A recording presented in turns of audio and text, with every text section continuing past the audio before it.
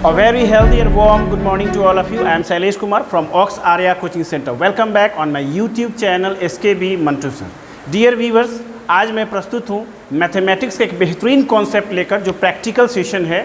इसमें मैं एंगल से रिलेटेड कुछ प्रैक्टिकल करूँगा जो 7 और 8 और ख़ास करके 9th के लिए भी बहुत बेनिफिशियल होगा।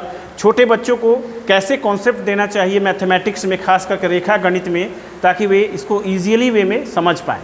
क्योंकि बच्चों को रेखा गणित से डर लगता है और वे रेखा गणित को आसानी से नहीं समझ पाते। तो आइए देखते हैं बिना देर किए हुए। मेरे पास आपको कुछ इक्विपमेंट्स दिखाई दे रहे हैं जो मैंने खुद से घर पे तैयार किए हैं और इस चीज़ से मैं एंगल के बारे में अच्छे से बताऊंगा। सबसे पहले डियर व्यूवर्स, आप एक पाइप देख रहे हैं, एक लंबा सा पाइप। इस पाइप को आप समझेंगे कि दोनों तरफ तीर का निशान है, तो ये हो गया आपको एक रेखा। अगर एक तरफ तीर का निशान रहे तो आप इसे किरण समझ लेंगे। अगर मैं इस टुकड़ा को जैसे दिखा रहा हूँ, दोनों तरफ तीर का निशान नहीं हो तो आप इसे रेखा खंड कहेंगे। यानी दोनों तरफ तीर का निशान हो तो रेखा कहेंगे, अगर दोनों तरफ तीर का निशान नहीं हो तो इसे रेखा खंड कहेंगे। और एक तरफ तीर का निशान हो और एक तरफ टुकड़ा हो, यानी इधर अंत बिंदु हो, तो इसे आप किरण कहेंगे। यानी तीनों चीज़ कंसेप्ट क्लियर हो गया। अब हमें कोण बनाना सीखना है। तो सबसे पहले आप देख पा रहे होंगे, यदि आप इसे एक किरण समझें और आप इसे भी एक किरण समझें, यहाँ पे एरो समझना है थोड़ा देर के लिए, तो दो किरणों के झुकाव से क्या बन रहा है, कोण। आप देख पा रहे होंगे कि ये किरण है और ये भी एक किरण है, और इसके बीच जो झुकाव हो गया इसी को हम लोग क्या कहेंगे बच्चों, कोण कहेंगे। देख पा रहे हैं आप लोग, इसको हम लोग कोण कहेंगे। अब ये कोण ज़रूरत के अनुसार बनता है। जैसे आप देख पा रहे होंगे, सबसे पहले आप यहाँ पे देखिए, अगर कोई आकृति एल जैसा दिखे तो इसके बीच जो झुकाव होता है, यानी एल में 90 डिग्री का झुकाव होता है, इसको हम लोग कहेंगे समकोण। और ये 90 डिग्री से कम हो गया तो इसे हम कहेंगे न्यून कोण। देख पा रहे होंगे, ये 90 डिग्री से कम हो गया तो न्यून कोण। और जैसे ही ये थोड़ा सा अधिक हो जाए तो इसको हम लोग कहेंगे अधिक कोण। और जैसे ये सीधा हो जाए तो आप इसे कहेंगे सरल कोण। और जैसे ही इस टाइप से हो जाए, थोड़ा सा और झुक जाए, तो इसे आप कहेंगे पूर्णयुक्त कोण, यानी रिफ्लेक्स एंगल। और पूरा घुमा के चारों तरफ घुमा दिया जाए तो चारों तरफ से कितना कोण बनता है जी, 360 डिग्री। यानी एक बिंदु पर चारों तरफ घुमा दिया जाए तो 360 डिग्री। जैसे आप इस पॉइंट को देखें और समझें, जैसे आप इस पॉइंट को समझें, अगर हम लोग यहाँ से यहाँ कोण मापें, फिर यहाँ से यहाँ मापें और यहाँ से यहाँ मापें, तो तीनों कोणों का योग कितना होगा, 360 डिग्री। यानी इससे सिद्ध होता है कि किसी बिंदु पर कितने डिग्री कोण बनते हैं, 360 डिग्री। आइए देखते हैं आसन कोण के बारे में समझते हैं। आसन कोण क्या होता है, इसके लिए देखिए, आसन कोण के लिए आप यहाँ पे देख पा रहे होंगे, आसन कोण का मतलब है कि आपको यहाँ से अगर एंगल करेंगे, जैसे मान लीजिए ए ओ बी, और यहाँ पर मान लीजिए बी है तो बी ओ सी, यानी इसमें ये जो भुजा है दोनों में कॉमन है, तो इसको कहेंगे हम लोग आसन कोण। इस प्रकार से बने कोण को हम लोग आसन कोण कहते हैं।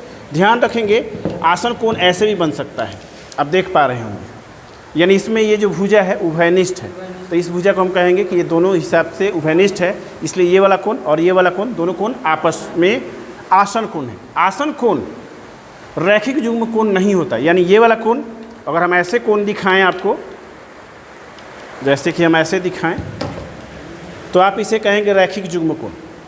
लेकिन हर आसन कोण रैखिक युग्म कोण नहीं होता है, क्योंकि 180 डिग्री कोण पूरा तरह से नहीं बनाता है। ध्यान दीजिए। अब यदि हम खेल खेल में चाहें तो बच्चों से भी सिखा सकते हैं। जैसे आदित्य आप आइए, देखिए जो बच्चे छोटे हैं वो खेल खेल में ही कोण को सीख सकते हैं। जैसे ये आदित्य हैं जो क्लास कितने में पढ़ते हैं आप, 6 क्लास में आदित्य बन हैं, तो इनको आज बनाया जाएगा आदित्य कुमार नहीं बल्कि इनको कोण कुमार बना देते हैं। और देखिए कोण कुमार में कौन कौन सा कोण बनता है। तो ये दोनों इनकी भुजाएँ ले ली मैंने, थोड़ा सा ये 90 डिग्री से कम ले लिया मैंने, तो ये आदित्य कुमार अब हो गए न्यून कोण कुमार। और जैसे ही आदित्य कुमार थोड़ा सीधा हो गए, अकड़ गए, तो अभी आदित्य कुमार बन गए समकोण कुमार। देख पा रहे हैं समकोण कुमार को, देखिए ध्यान से देखिए इस बालक को, ये समकोण कुमार है। और जैसे ही इन्होंने थोड़ा सा फैलाया तो यहाँ से यहाँ जो कोण बनेगा अधिक कोण, यानी अब आदित्य कुमार नहीं रहे, अब ये अधिक कोण कुमार हो गए। और जैसा इन्होंने हाथ ऐसे फैलाया तो अब ये सरल कोण, यानी सरल कोण कुमार हो गए। और जैसे इन्होंने थोड़ा सा और डाउन किया इसको, अब ये हो जाएगा ऋजु कोण कुमार।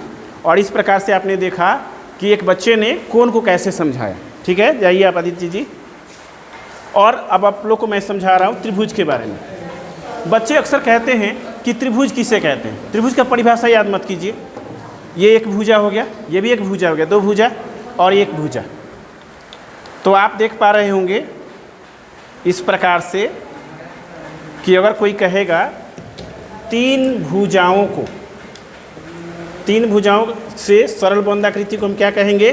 त्रिभुज कहेंगे। आप देख पा रहे होंगे तीन भुजाओं से सरल बंधाकृति, कहीं खुलना नहीं चाहिए, इसे हम क्या कहेंगे? त्रिभुज। तो इस प्रकार से आप समझ पाएँ एक आसान प्रैक्टिकल से, और ये बच्चों के लिए काफ़ी बेनिफिशियल है। और इसी प्रकार से आप मेरे YouTube चैनल पर बने रहें। यदि आपको मेरा मैथमेटिक्स का प्रैक्टिकल अच्छा लगा तो आप इस पर कमेंट करना ना भूलें। हम लोग का उद्देश्य है कि बच्चों को प्रायोगिक शिक्षा का ज्ञान दिया जाए। वो किताब पढ़ के थक चुके हैं, किताब वे पढ़ते हैं लेकिन उन्हें समझ में नहीं आता है कि कैसे हम किस चीज़ को पढ़ें ताकि हम लोग को कॉन्सेप्ट बिल्डअप हो। तो कॉन्सेप्ट को बिल्डअप करने का एक बेहतरीन तरीका है प्रायोगिक ज्ञान। कहा जाता है practical gives us the knowledge which is include in the theory.